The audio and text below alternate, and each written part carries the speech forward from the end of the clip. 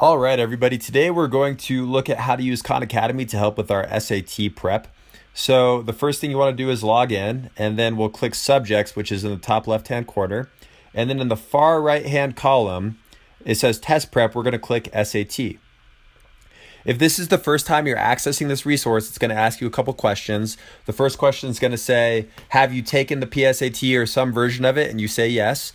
And then it's going to ask you to link to your College Board account. And you want to do this because then it links your scores that you've gotten on your previous test to the Khan Academy account.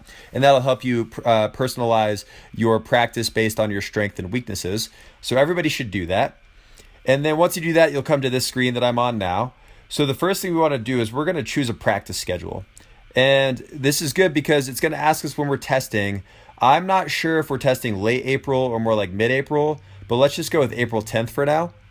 So we click that. It says next. And then, okay, yeah, email me some practice reminders. That's good. I might forget. And then this is great because it actually figures out when we should take each practice test if you want to take multiple practice tests before you take the real thing. So they have they have more than six available, but they say, oh, maybe you should take six. Here are the dates that you can take them. Okay, that sounds good. And then you can set your practice schedule if you want to have like a nice planned thing instead of just doing it whenever.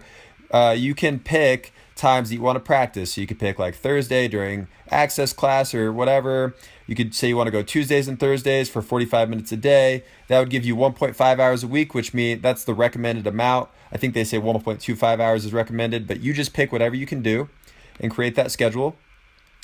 And then it's great because it'll remind you when you need to practice. So it says, okay, your next practice, you said you're going to do Thursday for 45 minutes. It says your test date, and you can kind of click through this calendar, and it will it shows your calendar for what you should be doing each day.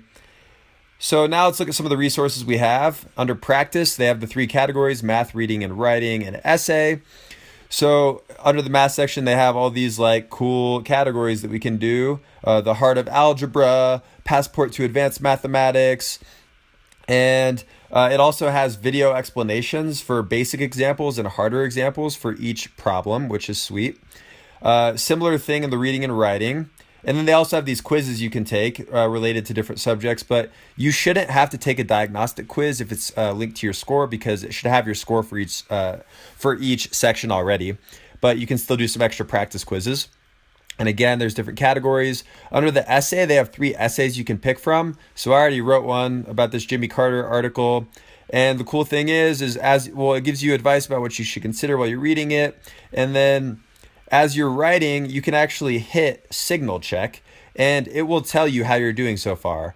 So no surprise, I did terribly because apparently this article is not about how Jimmy Carter is one cool dude. So under reading, which is about my comprehension ability, it says, I didn't do a very good job. But, writing actually not terrible. Analysis, not good at all, right? But the cool thing is it'll actually highlight different parts of the article and give you, of your writing and give you feedback. And then you can make changes and then you can submit. So I submitted my final 1 minute after I submitted draft 1, so I made no changes, and okay, so I still did bad. But theoretically for you, after you've gotten feedback and done more practice, your final draft should have a better score than your draft 1. And then you can exit that one and write about one of these other articles instead. Other than practice, they also have tips and strategies just for the general SAT and then also by subject. So like we can scroll all the way down to math. And it says, controlling careless errors on the SAT math test. So for those of you who work through really quickly and make small errors that contribute to you getting the wrong answer, this gives you strategies to avoid that. And there's also other specialized articles for each subject, which is really sweet. Definitely want to take advantage of those. And then here are the full-length tests. You don't have to take them when they recommend you take them. You can take them whenever, but they have 8 of them available. So this gives you a good chance to take practice tests that will be scored as well as with the essay section. So, and you can retake tests from the beginning as well if you want to just keep taking it over and over again. And then in the review, it'll have everything you've done so far. So here's the essay practice I did. Here's the math quiz I did. And I got 1 out of 10 correct. Oh no, that's bad. So I want to review my answers. It tells me why my answer was wrong. It tells me the correct answer. And then it also gives me a long explanation for why the correct answer is correct. So I can review that, make sure I understand it, do practice related to that. And then I'm going to go to next question. Okay, I put 6, but the correct answer was 107. Whoops. I better review and see how they got that answer. I can do that for every answer I missed. And the more practice I do, the more stuff I have to review, which is sweet. So yeah, just make sure you take advantage of all that Khan Academy has to offer. It really is amazing how extensive this is, and it's all for free. So this is just one of our many resources that we have as we prepare to crush this SAT in April.